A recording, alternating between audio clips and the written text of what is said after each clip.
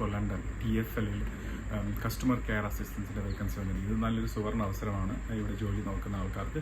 ഇതുപോലെ തന്നെ UK post ഓഫീസുകളിൽ ഒരുപാട് വേക്കൻസി വരാറുണ്ട്. പക്ഷേ ഇപ്പം ഞാൻ ഡീറ്റെയിൽ കൊടുക്കാൻ പോകുന്ന TFL സ്പെഷ്യലി കസ്റ്റമർ കെയർ അസിസ്റ്റൻസിൻ്റെ ഒരു ജോബ് വേക്കൻസി വന്നിട്ടുണ്ട്. അപ്പം ഇതൊരു നല്ലൊരു അവസരമാണ്. ഇത് 33,000 to 35,000 ആണ് സ്റ്റാർട്ടിങ് സാലറി. വീക്ക്ലി അവേഴ്സ് ഒരു 33 hours ആയിരിക്കും ജോലി ചെയ്യേണ്ടത്. അപ്പം ഇതിൻ്റെ ഒരു എലിജിബിലിറ്റി ക്രൈറ്റീരിയ എന്ന് പറയുന്നത് ഒരു 18 വയസ്സിന് മുകളിലായിരിക്കണം, ലണ്ടനിൽ എവിടെ വേണമെങ്കിലും ജോലി ചെയ്യാൻ തയ്യാറായിരിക്കണം, വീക്കെൻഡ്സ് നൈറ്റ് ഷിഫ്റ്റ് ചെയ്യാൻ തയ്യാറായിട്ടുള്ള ഒരാൾക്കാർക്ക് അപ്ലൈ ചെയ്യാൻ പറ്റിയ ഒരു ജോബാണിത്. ശരിക്കും ഞാൻ പേഴ്സണലി പറയുന്ന ഈയുടെ TFL ജോലി ചെയ്യുന്ന ആൾക്കാർക്ക് ഒരു നല്ല വർക്ക് കൾച്ചർ എൻവയറമെൻ്റ് ആണ്. കാരണം ഒരുപാട് ബെനിഫിറ്റ്സ് ഉണ്ട്. അവർക്ക് ആനുവൽ ലീവും സാലറി ഹൈക്സും, പിന്നെ നമ്മളെപ്പോഴും കേൾക്കുന്നതാണ് എല്ലാ ഒരു 6 മാസം കൂടി ഇരിക്കുമ്പോൾ TFL സ്ട്രൈക്ക് കാണാറുണ്ട്. കാരണം സ്ട്രൈക്ക് നടത്തുന്ന ഒരു സാലറി ഹൈക്കിനാണ്. അപ്പോൾ ശരിക്കും UK നല്ല ഒരു സാലറി പാക്കേജ് മേടിക്കുന്ന TFL എംപ്ലോയീസ് ആണ്.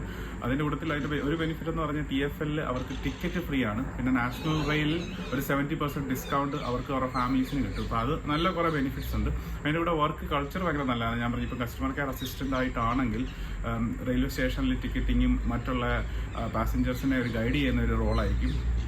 പിന്നെ ഇതിൻ്റെ ഏറ്റവും നല്ലൊരു കാര്യം എനിക്ക് തോന്നുന്നത് ഒരു കരിയർ ഗ്രോത്ത് ആണ്. അപ്പോൾ നമ്മൾ ആദ്യം ഒരു കസ്റ്റമർ കെയർ അസിസ്റ്റൻ്റ് ആയിട്ട് കയറി കഴിഞ്ഞാൽ നമുക്ക് ടെക്നിക്കൽ ട്രെയിനിങ്സ് ഒക്കെ എടുത്തിട്ട് അതിൽ വേണേൽ ഇപ്പം ടെക്നിക്കലായിട്ടുള്ള ബാക്ക്ഗ്രൗണ്ട് ഉള്ള ആൾക്കാരാണെങ്കിൽ അവർക്ക് ഒരു ട്രെയിൻ ഡ്രൈവറായിട്ടൊക്കെ ഇൻട്രസ്റ്റഡ് ആയി പോകാൻ, ഇപ്പോൾ ട്രെയിൻ ഓടിക്കാൻ ഇഷ്ടമാണെങ്കിൽ അതിലേക്ക് കയറി പോയി കഴിഞ്ഞാൽ 1 കോടി വരെ സാലറി കിട്ടും. അതിനെ വേറെ വീഡിയോ ചെയ്തിട്ടുണ്ട്. അപ്പോൾ ഏറ്റവും കൂടുതൽ സാലറി മേടിക്കുന്ന ട്രെയിൻ ഡ്രൈവേഴ്സാണ്. അതിൽ അണ്ടർഗ്രൗണ്ട് ട്രെയിൻ ഡ്രൈവേഴ്സാണ് ഏറ്റവും കൂടുതൽ സാലറി. അപ്പം ഡയറക്റ്റ്ലി ആ ഒരു ഡ്രൈവർ പോസ്റ്റിലേക്ക് പോകാൻ പറ്റിയില്ലെങ്കിലും ഇങ്ങനെ കസ്റ്റമർ കെയർ ആയിട്ട് കയറിയിട്ട് ഒരു കരിയർ ബിൽഡ് ചെയ്യാനുള്ളൊരു ഓപ്പർച്യൂണിറ്റി ഉണ്ട്.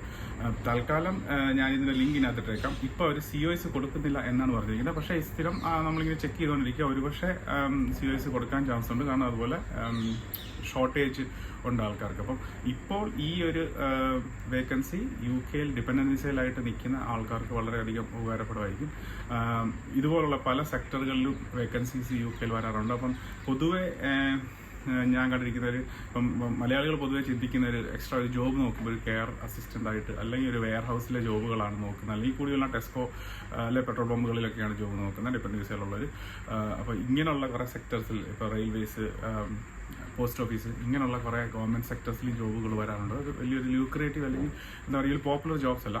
അപ്പോൾ ഇതുപോലുള്ള വേക്കൻസീസ് ഇനിയും വരുമ്പം ഞാൻ ഇതുപോലെ വീഡിയോസ് ചെയ്യാം. അപ്പം ഇതുപോലുള്ള ഇൻഫർമേഷൻ അറിയാൻ വേണ്ടി ചാനൽ സബ്സ്ക്രൈബ് ചെയ്യുക, ഷെയർ ചെയ്യുക. എന്തെങ്കിലും ഡൗട്ട്സ് ഉണ്ടെങ്കിൽ കമൻറ്റ് ചോദിക്കുക. Thank you so much.